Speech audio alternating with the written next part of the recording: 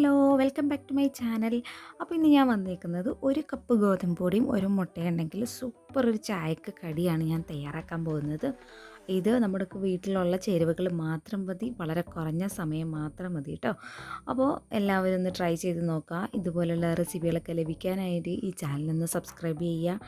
Video ഇഷ്ടപ്പെടുവാണെങ്കിൽ like ചെയ്ത് share ചെയ്ത് സപ്പോർട്ട് ചെയ്യുക കേട്ടോ. അപ്പോൾ ഞാനിവിടെ ഒരു കപ്പ് ഗോതമ്പ് പൊടി എടുത്തിട്ടുണ്ട്. ഈ കപ്പ് അളവ് പറയുന്നത് മെഷർമെൻറ്റ് കപ്പാണ്. സാധാ ഒരു ഗ്ലാസ്സൊക്കെ ആയിരിക്കും കേട്ടോ അതിൻ്റെ അളവ്. അപ്പോൾ നമ്മൾ എടുക്കുന്ന പാത്രത്തിൽ തന്നെയാണ് എല്ലാ ഇൻഗ്രീഡിയൻസ് എടുക്കാറ്. അതിലോട്ട് നമുക്ക് ഒരു അര കപ്പ് ചിരകിയ തേങ്ങയും കൂടെ ചേർത്ത് കൊടുക്കാം. പിന്നെ നമുക്കിതിലേക്ക് ചേർക്കേണ്ടത് ഉപ്പാണ്. ഒന്നുകിൽ ഉപ്പാണ് നിങ്ങൾക്ക് ഇഷ്ടമെങ്കിൽ ഉപ്പ് ഒരു സ്പൂണോളം ചേർത്ത് കൊടുക്കുക. അല്ല നിങ്ങൾക്കിത് മധുരത്തിൽ കഴിക്കണം എന്നാണെങ്കിൽ ഒരു നുള്ളു ഉപ്പ് ചേർത്തിട്ട് ബാക്കി പഞ്ചസാര മധുരത്തിന് ചേർത്ത് കൊടുക്കാം. ഞാനിവിടെ ഉപ്പിൻ്റെ ഫ്ലേവറിലാണ് ഈ ഒരു സ്നാക്ക് തയ്യാറാക്കുന്നത്. അതുകൊണ്ട് തന്നെ ഉപ്പാണ് കേട്ടോ ചേർത്ത് കൊടുത്തേക്കുന്നത്. അപ്പോൾ ഉപ്പ് നമ്മൾ ആവശ്യത്തിന് ചേർത്ത് കൊടുക്കണം. കാരണം ഈ ഒരു സ്നാക്കിന് ഉപ്പില്ലെങ്കിൽ അന്നേരം നമുക്കൊരു ടേസ്റ്റ് തോന്നത്തില്ല. മധുരമാണെങ്കിൽ മധുരം ചേർത്ത് കൊടുക്കുക. എന്നിട്ട് ഞാൻ ഇതിലേക്ക് ഒരു മുട്ട പൊട്ടിച്ച് ചേർത്ത് കൊടുത്തിട്ടുണ്ട്. നിങ്ങൾക്ക് വേണമെങ്കിൽ ഒന്നോ രണ്ടോ മുട്ട ചേർത്ത് കൊടുക്കാം കേട്ടോ. അപ്പോൾ നമ്മുടെ ഒരു സ്നാക്കിന് നല്ലൊരു ടേസ്റ്റ് കിട്ടും. അപ്പോൾ ഞാനിവിടെ ഇപ്പോൾ ഒരു മുട്ടയാണ് ചേർത്ത് കൊടുത്തിട്ടുള്ളൂ. ഇനി നമുക്ക് നന്നായിട്ടൊന്ന് മിക്സ് ചെയ്ത് കൊടുക്കുക.